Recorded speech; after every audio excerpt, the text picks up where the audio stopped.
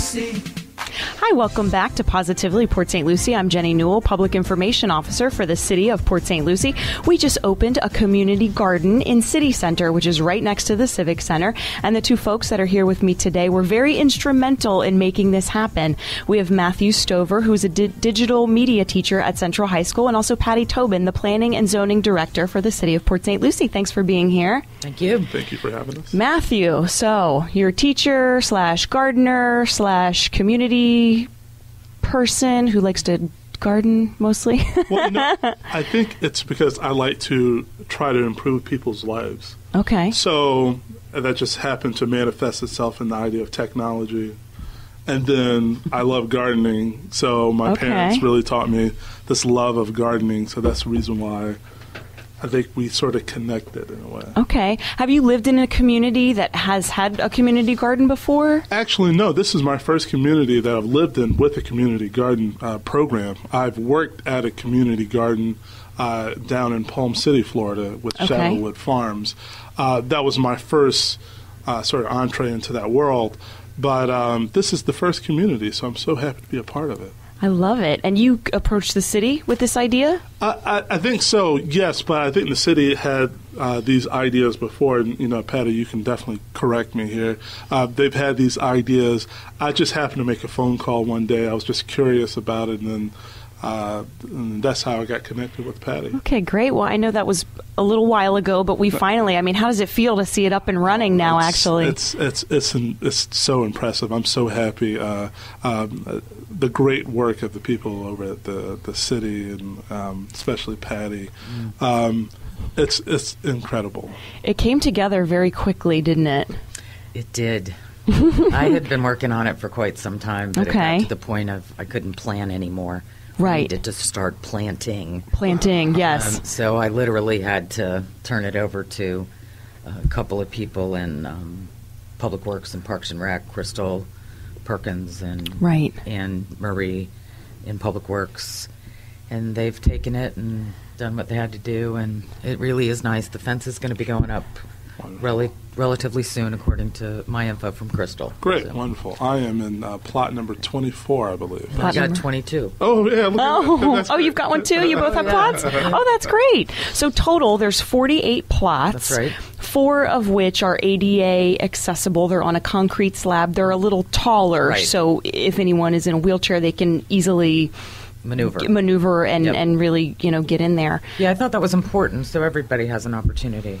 Absolutely. And like we said, so there are 48 plots. How many are taken at this point? We had reservations for over 36 or 37 at the opening, and I think as of today, 18 are paid. Okay. So anybody that wants to get a plot, it's first come, first serve. Put up your money, and you'll get a number, and that'll be your 4x8 piece of Port St. Lucie. Okay. And you can call Kelly at 807-4499 and arrange to get down there, pay your $25. I think she'd email you the application. You can have it already and just go in and give them your $25. Okay, and that $25 just really reserves a plot for you for the year? For the year. The idea is not to leave it dormant. Right. The idea is to get out there and probably put in some supplemental soil and maybe some fertilizer and start putting in your herbs, your fruits, your vegetables. I'm going to do flowers.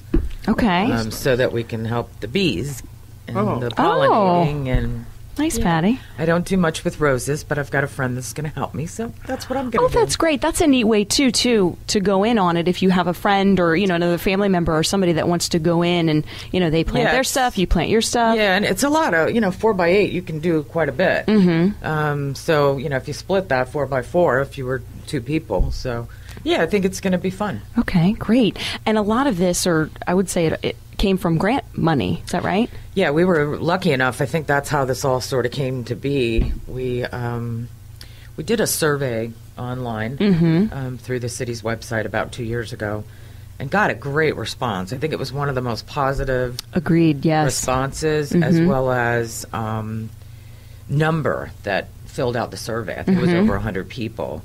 And so we showed there that there was interest. And then the next step was funding. And when I was exploring this idea, I was in the community services department, which is basically the housing department for the city, and we work with the Department of Urban Housing and Urban Development, HUD, a federal agency, and because of the designation of the neighborhood in terms of income, it was an ideal location, and that's how we got the funding to do it. One of the reasons the site was selected was the multifamily development around there. You have two multifamily developments right there on one's on the east side, one's on the west side. Right. You have Spanish Lakes up the road a little, and then down Walton Road you have a couple of apartments as well as condominium developments. So it lent itself to being an ideal site if you didn't have your little piece of Port St. Lucie already. Right, and it's located at 2600 Southeast Waterview Drive, so that is right next to Civic Center, just on the other side of the parking garage. Yeah, it's on the south side of Waterview. Waterview is the road that connects US 1 to Village Green. Okay. And you can't miss it. It's closer to the Village Green side.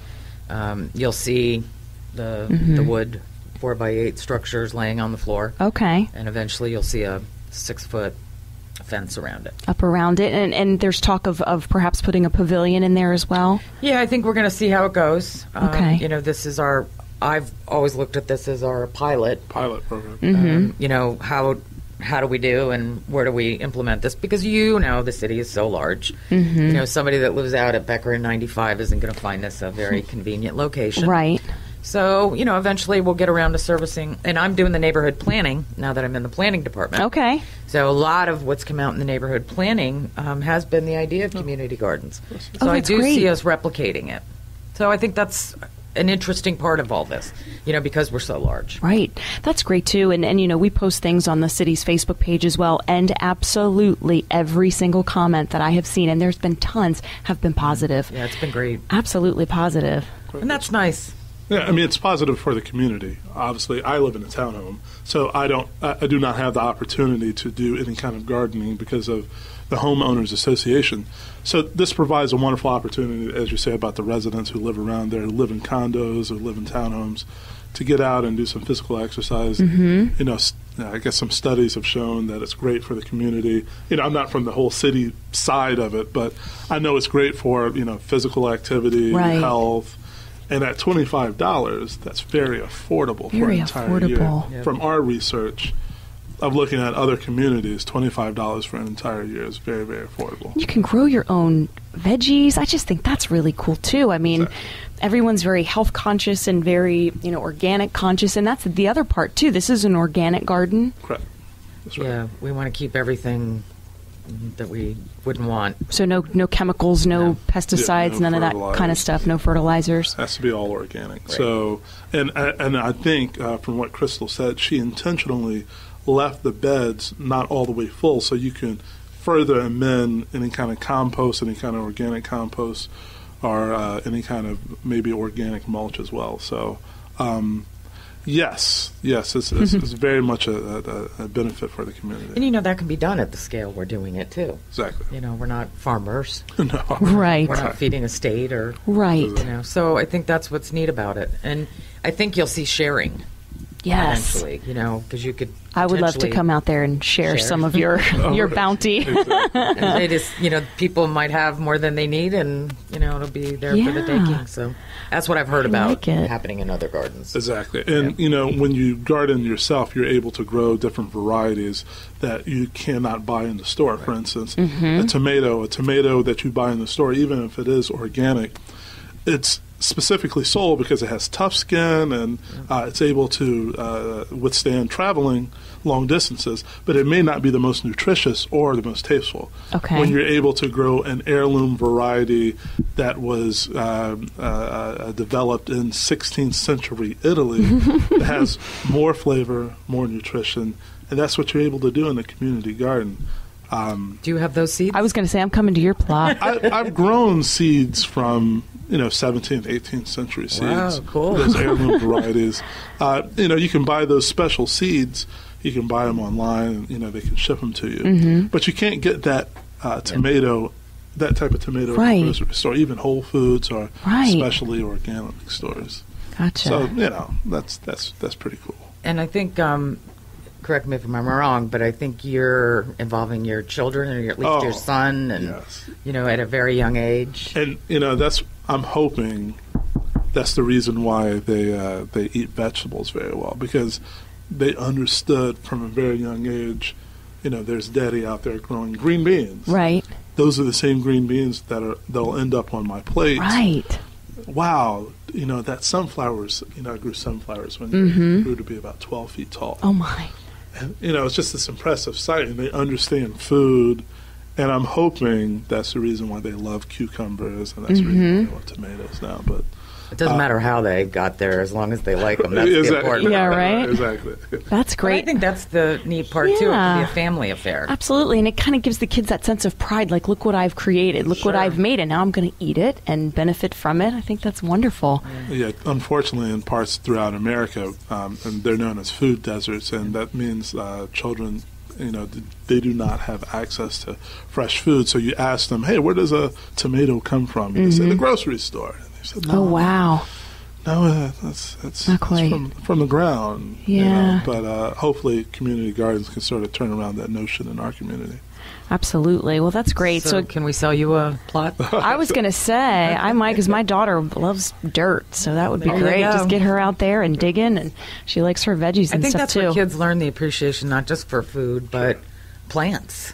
Yeah. Gardening and Just getting their hands in there, and then she's very big into being helpful, so something like there that. you Yeah, go. that would be good. Okay. And how old is she again? She's 4. Oh, yeah, I have a 4-year-old, too. But the only thing they want to do, well, I have a boy, so the only thing they want to do is destruct and get dirty. And Well, this is perfect. Absolutely. So once the fence goes up, then there'll be some just general guidelines that the gardeners have to follow. It opens. Do you recall the they're hours? planning already. Oh, they are? I think it's dawn to dusk generally. Okay. But I think it's going to be a lock, yes. and each So, person that's leasing a little plot will get the code, and Okay. that's how it's going to start out. We'll see how that works. Okay. Okay, That's great. what I And then understand. sort of, the first person in kind of sets everything up, and then the last person that leaves, just make sure that is locked. And Yeah, generally that speaking, kind of thing. everybody brings their own utensils and Yes, that's right. Their own seeds, their own tools, their soil supplements, all their soil whatever they supplements. need. And water is provided there. So Yes. they're I think, 6 or 7, or maybe Spigots. yeah, somewhere around Yeah. there. Oh, that's great. So, and I really like how the city planned it out too, because I think we were worried that one at one end and the other one at the other end, the people in the middle would have a long way to go to carry their water cans. But Right. the city really planned it out to you don't have to walk that far to get water. Oh, that's great. So That was Crystal. That was Crystal. Crystal's good. She's good. She knows her there stuff. were a lot of people that made this happen, and we're going to have a thank you pizza party for you, all of them. Oh, that's very Oh, wow. nice. The master gardeners, there was several master gardeners involved too. Yep, they started probably the beginning of this year, helping me get down to the nitty-gritty of where we go from here. And they're an exciting group of people because this is their passion. They've done a lot in terms of education to get to the master gardener status. And they want to provide education. So even if you don't know what you're doing, there'll be people and opportunities to learn. Right.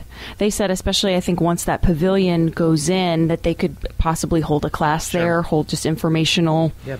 workshops and things. That's Yep. great. And we could probably work, I think there was a session the Saturday after the Friday grand opening at the Botanical That's right. Gardens. Yes. So, we can have reciprocal kind of arrangements because there's a lot of master gardeners that are involved in the Botanical Garden. Yep. And that's just down the street. Yep, it is. It really is. It's such a perfect partnership. And again, if anybody wants a plot, wants more information, there's information on our website at www.cityofpsl.com. If you go to our Parks and Recreation page, there's a left-hand link that says Community Garden, and there you can get more information. You can see photos of the construction of the plots and sort of how that piece of land was transformed into this community garden. And then you can see photos also from the grand opening event, which was on October 2nd. And that was great. That was well attended. What was really funny about that, it was so dark, and we're like, oh, it's going to rain.